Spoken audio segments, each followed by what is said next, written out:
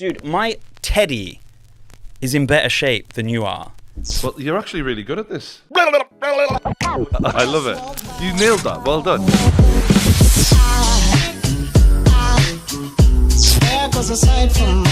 Hello everyone, welcome back to episode 2 of Lolatov Cocktail.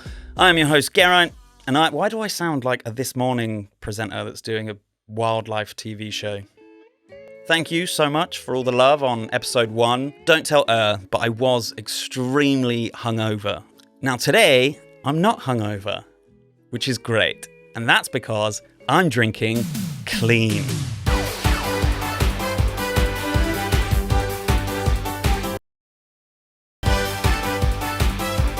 What is Clean, I hear you ask? Clean is an alcohol-free cocktail company. Here I have the non-alcoholic Amber Oaked Spirit, which is essentially a whiskey. Does not sponsor the podcast. They have absolutely no affiliation with the podcast. I'm just giving them a shout out as they are one of the best alcohol-free cocktails that I have tried so far. It genuinely tastes like whiskey, which is great. So that's what we're going to drink today with a little bit of ginger beer. Ooh, it's damn good. It's 2024. It's February. Do you know what nobody cares about? You doing 75 hard. What's the biggest mistake? Trying 75 hard. I must have at least 75 people I know with a daily update of them doing 75 hard. 75 hard is not something that's wrong. The biggest mistake I see. Shut up. Now, unless you're David Goggins. Who's gonna carry the boats? Or Cameron Haynes. Shut that muscle down. Shut up. Now, everyone in the world is a guru. Get laid in 6 months. I'm going to close my eyes. And when I open them, you better be wearing a commando outfit, a beret, and be storming the walls of Stalingrad. Because you're talking about 75 hard every day. Do a post at the beginning. I'm doing 75 hard. Do a post at the end. I've completed 75 hard. Every single day I've got someone, oh, it's day 5 of 75 hard today. Today was really hard. Dude, my teddy is in better shape than you are. And he doesn't talk about 75 hard every day. Look at him. He's absolutely wham. He's wedge. Shreddy bear. Trenbearlone. Yeah. I could go on, and I will. Lift bare weights. We're all getting conscripted. At least we were, for a day. And everyone said, no. On the news, it was saying Brits may be summoned to the armed forces if the UK goes to war with Russia. And I'm speaking on behalf of a lot of people when I say, fuck off. So the head of the British military came out and said, we need to change the mindset of the British public because we only have, I don't know, like 75,000 soldiers or something, and Russia have millions, and we just get annihilated. The head of the army, the government, might as well have come out and said, are you willing to do this? And everyone was like, no, I'd rather do this. What's that? I've got to go to war. What now? Oh man, I've just started this thing on Netflix and that. Where is it? Russia. Can't we do it in Iron Apple or something like that? And do you know, the only people that volunteered was Pure Gym. That was it. On Twitter, the only people, it would just be Pure Gym against Russia. And instead of marching to the sound of a drum, they would be marching in to the sound of Timber by Pitbull, doing apple sour shots with stringer vests loaded with grenade protein powder and guns that shoot STDs. The regular goers of Pure Gym should already be considered a terrorist organization. Have you ever been to a Pure Gym? Don't. Pure Gym should be convicted for crimes against gyms. I was at Pure Gym this morning, and this was the toilet. As is the toilet every time you ever go to Pure Gym. Disclaimer. Gotta be careful what you say these days. Did anyone see this story about this young lad, this young chess prodigy who Snapchat to his friends saying that he was going to blow up an EasyJet plane because he was part of the Taliban? This story is wild. Jet idiot. But also a chess prodigy. Mate, the Sun need to make their mind up. So the idiot chess prodigy has been cleared after joking with pals that he would blow up an EasyJet flight, which, this is what happened. So it caused 2 fighter jets, 2 Typhoon fighters launched to go and blow up the EasyJet plane to make sure it got blown up by the government and not by jet idiot. The more we read on, we realize he was a former child chess prodigy. Now he's an idiot. He told his friends he was a Taliban. He told his friends he was a Taliban. Why am I reading The Sun? He admitted to his pals that he was on his way to blow up the plane at his one-day trial in Madrid on Monday. Now, crazy, because he didn't post this online. He didn't send this to the airline. He didn't put it in the public sphere whatsoever. He just sent this on a private Snapchat with no intent of it just being a sick joke. For every lad, me included, went... They just have access to everything now. We don't have any privacy. There's no privacy whatsoever. And I felt bad for the kid. I'm not going to lie. If some of my group chats got leaked...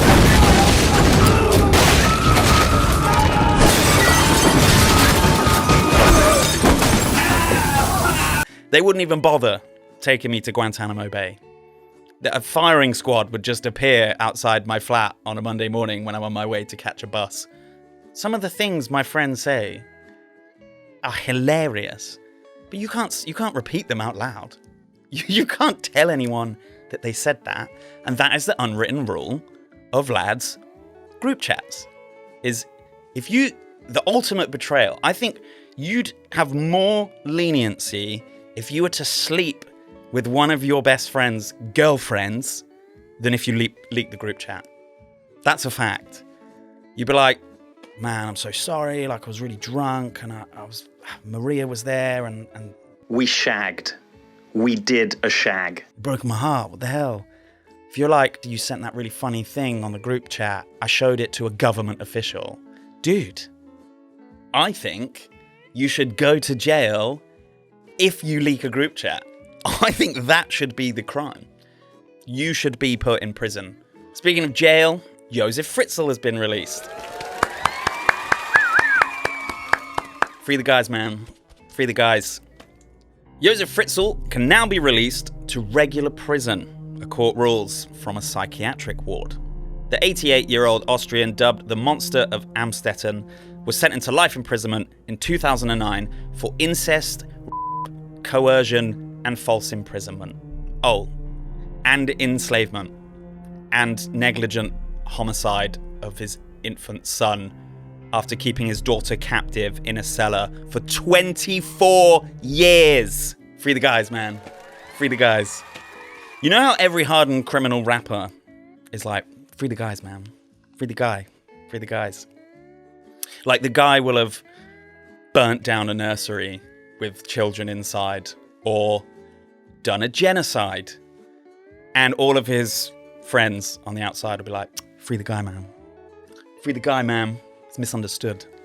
And I think we all feel that same way about Josef Fritzl, don't we? Yo, bruv, do you hear about Josef Fritzl? Do you hear about Josef? Man's got off a psych ward, innit? Jeez. Free the guys, man. Apparently, he no longer poses a threat in the psychiatric ward, yet only a few years ago.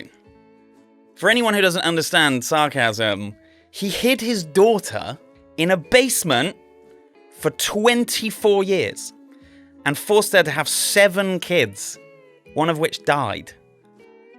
This is how I know we live in clown world. I find it so strange that sex crimes are so odious, so heinous, that they cause more moral revulsion amongst hardened criminals than those in charge of the justice system.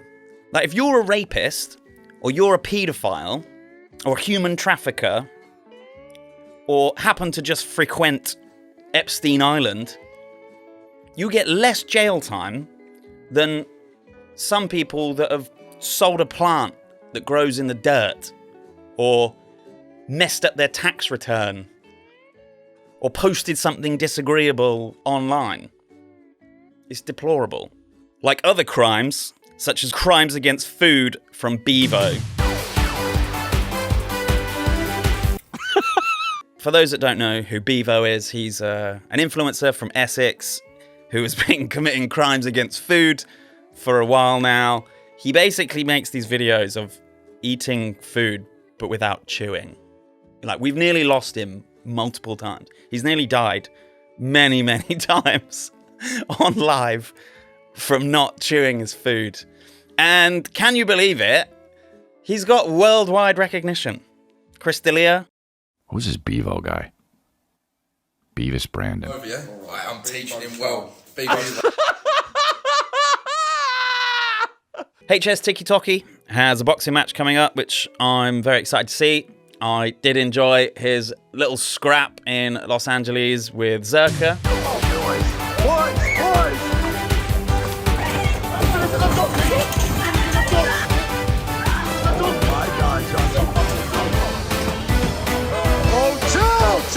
He was training Ed Matthews.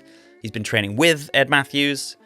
He was training Ed Matthews for the Pineda fight the other day. Starting off strong. Down goes Pineda. Good right hand. Shut down. Here's an anecdote for you. I was with Ed Matthews and Floyd Mayweather. Yep. Hanging out by some bins in Bethnal Green. It was just one of the most surreal moments of my life. Floyd Mayweather was fighting KSI's brother, Deji.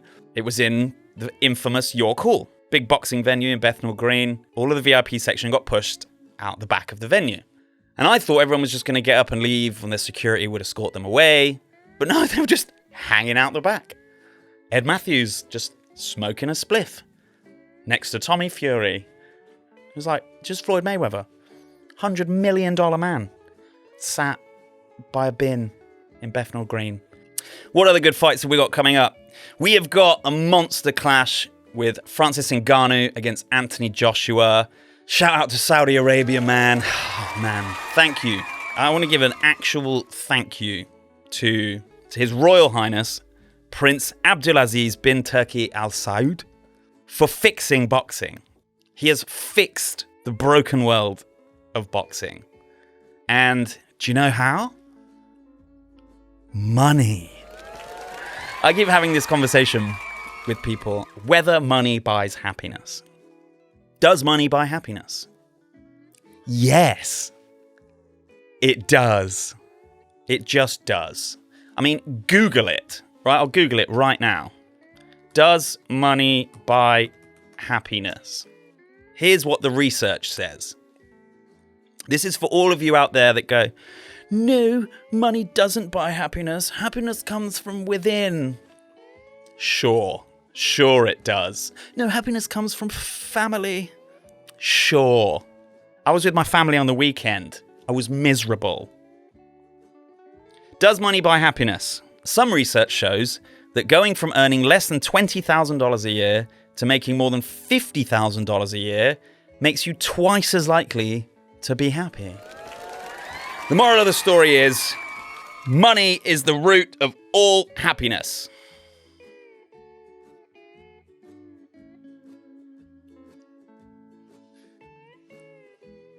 The point is, money is the answer to all happiness, okay? Just ask Prince Abdulaziz bin Turk Al Saud. He's bought me happiness. All right, I concede. His Royal Highness of Saudi Arabia has bought me happiness, because now we're getting to see the fights that should have happened years ago. And why is that? Money! He just threw money at people, just like, oh my God, that's more money than I ever conceive of earning in my life. Sure, I'll fight Francis Ngannou, who's 6'5" and 260 pounds of just pure granite. Yeah, I would. I'm not going to tell you what I would let Francis Ngannou do to me for $100 million. I would give all my money away. They've released a belt. Now, do you know what's so cool about this? It's just like Tekken. Who would have thought you'd have got Frank Warren and Eddie Hearn on stage together, being amicable, being friendly? Why is that? Why is that, I wonder? Money. Heavyweight undisputed champion of the world. What else have we got confirmed? We have Conor McGregor against Michael Chandler. We have Sean O'Malley against Marlon Vera on the 10th of March. On the same card, we're going to have Dustin Poirier against Benoit Saint Denis. Quality fights. Can't wait for those. And then UFC 300. We got Justin Gaethje against Max Holloway. It's going to be an absolute barn burner of a fight. It's going to be like two axle grinders just going. I have never seen anything like this in my life. Just great fights all round, man. Everyone now is concerned about the planet, and everyone recycles and does whatever they can. You know, be there scraping out the bottom of a Marmite pot. Just like, oh, got to save the turtles. Everyone's plastic straws. Everyone's binned them off, right? It's paper straws only now. And then I saw this video of this new cruise ship. Okay, this new super yacht cruise ship. Royal Caribbean's brand new Icon of the Seas is finally home at Port Miami, becoming the largest cruise ship on the planet. This thing is the biggest bit of junk I've ever seen in my life. Claims that the Icon of the Seas, the vast new ship described as human lasagna, and has been labelled greenwashing, as LNG's methane emissions are more potent climate gas than CO2. I mean, just look at that thing. It's just cutting through the ocean, just splurging out toxic sludge. Just people just throwing plastic straws overboard. Think of the lights. Think of the energy that ship uses. It's just insane. It's like Las Vegas. You look at that, like people, I feel bad if I pay for a Tesco carrier bag. Or a Waitrose. I shop at Waitrose, because obviously. I feel bad for paying for a Waitrose. I'm like, oh, I forgot my bag to do my grocery shopping. And then you look at Las Vegas, and you're like, Las Vegas is lit up like the sun, 24 hours a day, 365 days a year. It's like me clearing out my jam jar or forgetting my Tesco bag is literally like turning up to an avalanche with a dustpan and brush. And yeah, of course, we can all do things to be better and essentially make ourselves feel better. Whether it has any impact on the planet, I'm not an expert. I don't know. But I see things like this, and I just go, Anyway, I booked my ticket for Icon of the Seas, and yeah, I'm off to the Bahamas next month. I thought probably best to go check it out, see what it's all about, see if they are really throwing plastic straws off the side and just mowing through seal pups with their 50-ton rudder blades. He needs some milk. I've been watching some of these videos of these free runners. They call themselves parkour people. They're not. They're just idiots. And not idiots like an idiot chess prodigy. Just idiots. But my God, have they got some cojones, man. They got big cojones, man. Balls of steel. Now, there's this guy, Dying Llama. He's an American secret YouTuber, I think. And he does some of the most insane climbing videos I've ever seen. This one in London. Like, he climbed to the top of my work building, the Shard. I work on one of the highest floors. That's terrifying. When you're in the building, you're like, you get vertigo.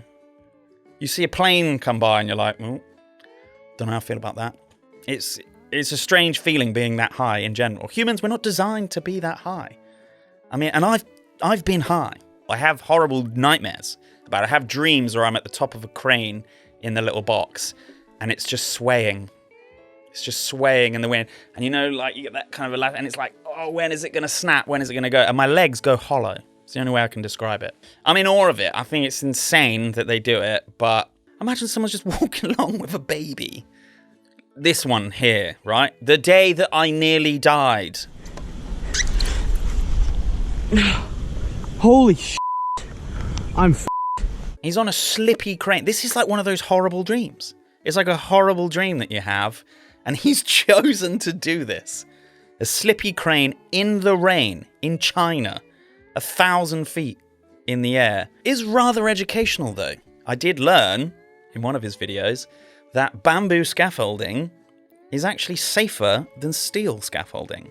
And the reason is bamboo is nearly as strong as steel scaffolding, except it's much more flexible. He's not only a daredevil, but he's an educator.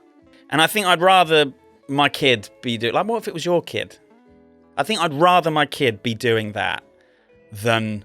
Oh my God, don't get me started. Right, I'm taking my top off of this one. I'm getting heated. I'm turning into a boomer.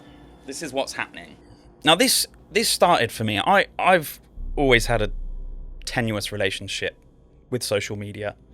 I very much decided a few years ago, after a moment of missing out on a real life moment, because I was too busy thinking about how I could record it.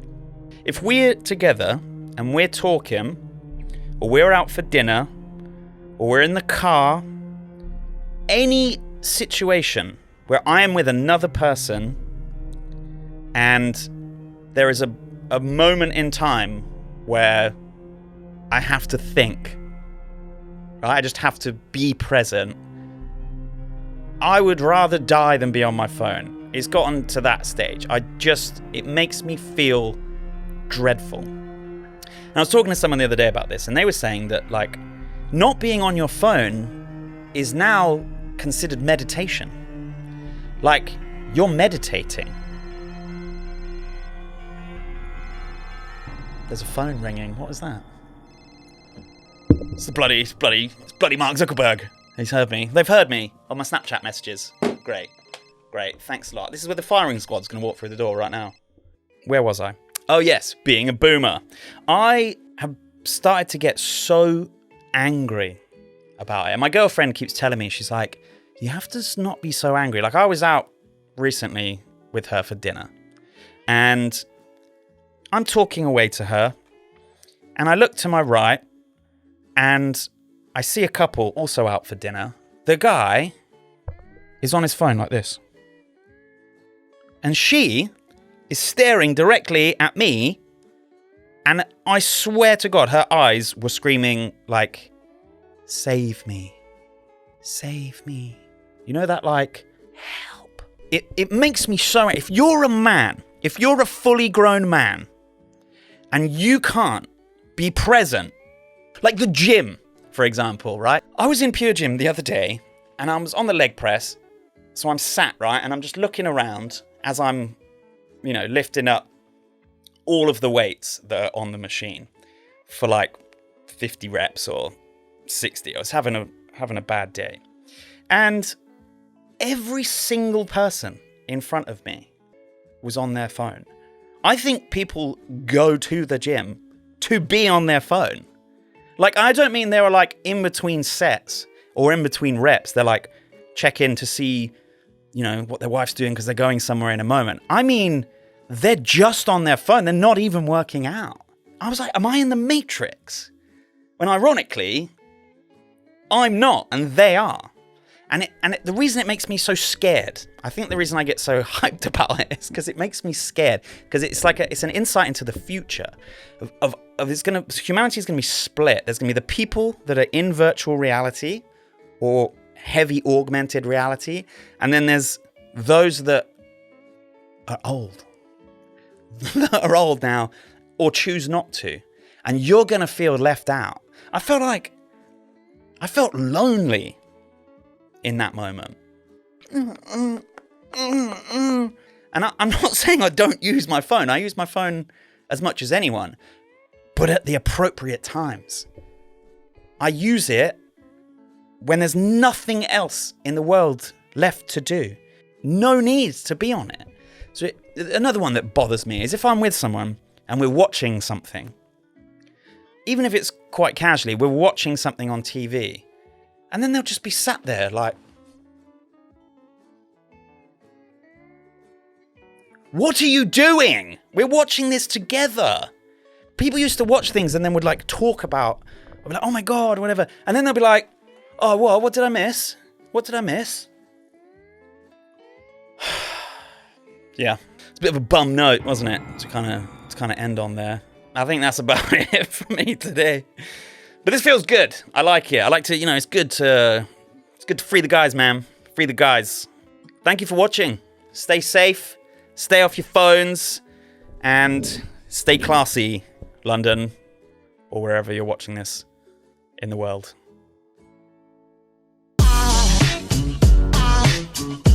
There goes a sign, there goes a sign. There goes a sign, there goes a sign.